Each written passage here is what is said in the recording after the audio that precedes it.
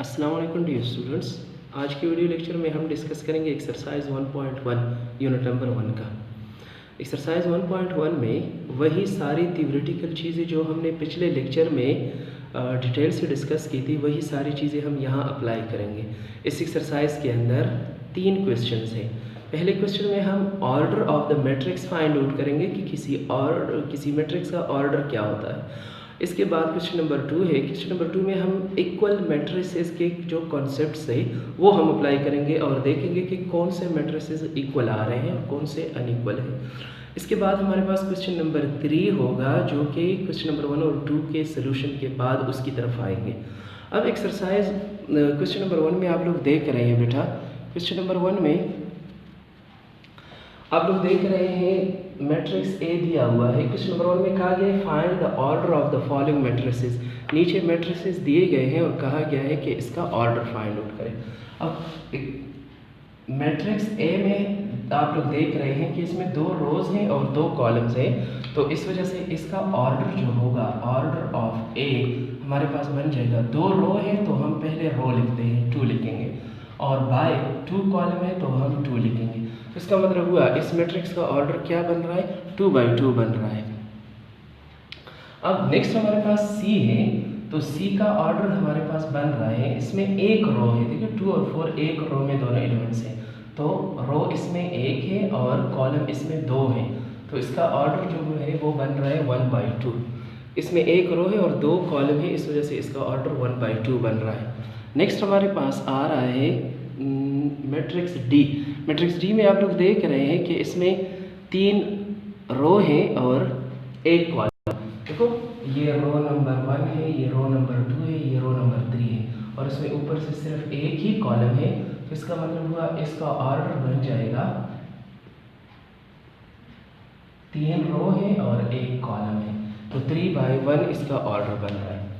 तो question number 1 में हमने ऑर्डर के बारे में डिस्कस किया कि किसी मैट्रिक्स का ऑर्डर क्या होगा, किस तरीके से फाइंड आउट करते हैं, ऑर्डर है क्या चीज़, ये चीज़ हमने डिस्कस की। और दूसरी बात ये क्वेश्चन नंबर 2 में हम डिस्कस करेंगे कि इक्वल मैट्रिसेस का कॉन्सेप्ट, कि इक्वल मैट्रिक्स कौन से होते हैं। क्वेश्चन नंबर 2 में बेटा आप लोग देख रहे हैं डिफरेंट टाइप्स ऑफ मैट्रिसेस हमें गिवन है, और इसमें हम इक्वल मैट्रिक्स देखेंगे कि इक्वल मैट्रिक्स कौन कौन से हैं। मैट्रिक्स ए और मैट्रिक्स सी इक्वल है। क्यों इक्वल है?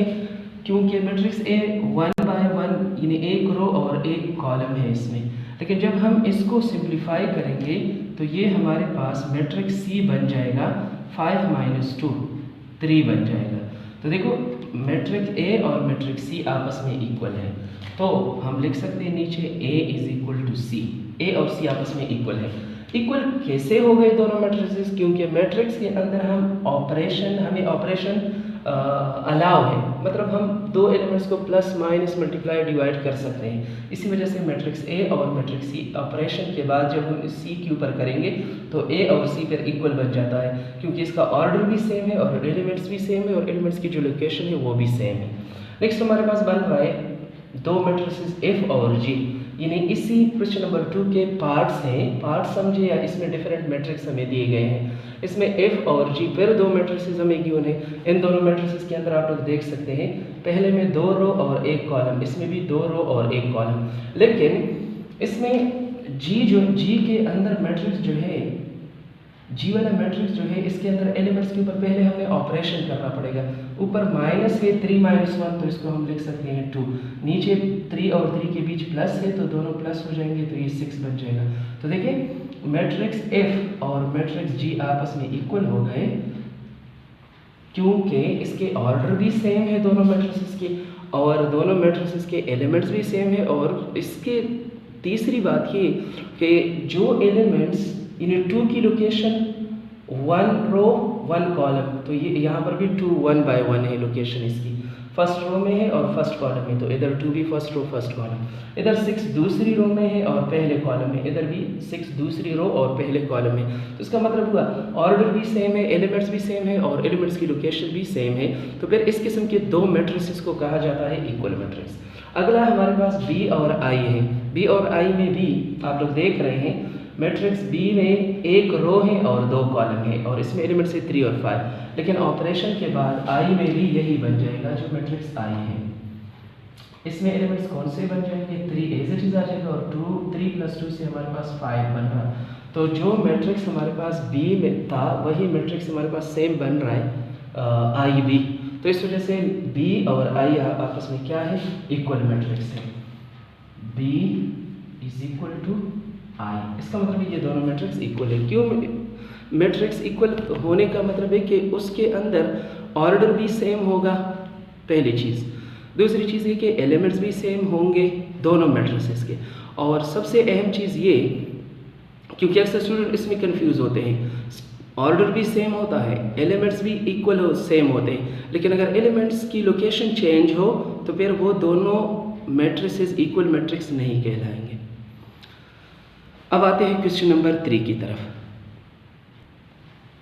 अच्छा बेटा, इस क्वेश्चन नंबर 3 के अंदर हमें दो इक्वल मैट्रिसेस यानी दो मैट्रिसेस के बीच एक रिलेशन गिवन है और इसी रिलेशन में फिर कहा गया है कि फाइंड आउट करें ए बी सी और डी की वैल्यूज़।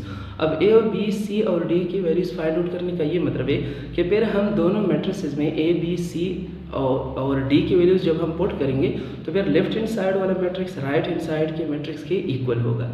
तो इसके सोल्यूशन के लिए हम स्टार्ट करते हैं कंपैरिजन से। हम क्या करते हैं, सोल्यूशन में कंपैरिजन स्टार्ट करते हैं, कंपेयर करते हैं क्या क्या चीज़ें, सेम लोकेशन वाले एलिमेंट्स कंपेयर करेंगे हम सेम लोकेशन वाले एलिमेंट्स। अब देख रहे हैं आप लोग इसकी लोकेशन c-1 और इधर 3 की लोकेशन बिल्कुल सेम है। तो अगर हम c-1 कंपेयर करेंगे 3 के साथ, compare c-1 is equal to 3, क्योंकि ये भी दूसरी रो और पहले कॉलम में है, ये भी दूसरी रो और पहले कॉलम में है। तो जब हम इसको कंपेयर करेंगे तो c-1 is equal to 3 implies that c is equal to -1 है, वहाँ जाके +1 बन जाएगा और 3 + 1 बन रहा है c is equal to 4।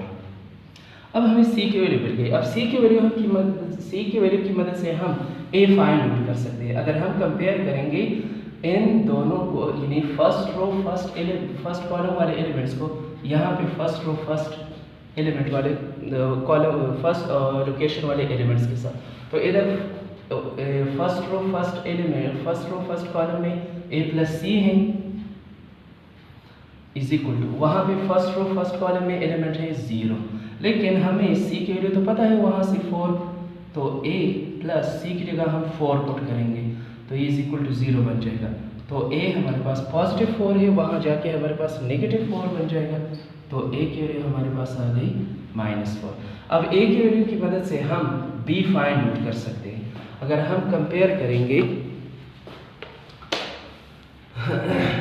First row का दूसरा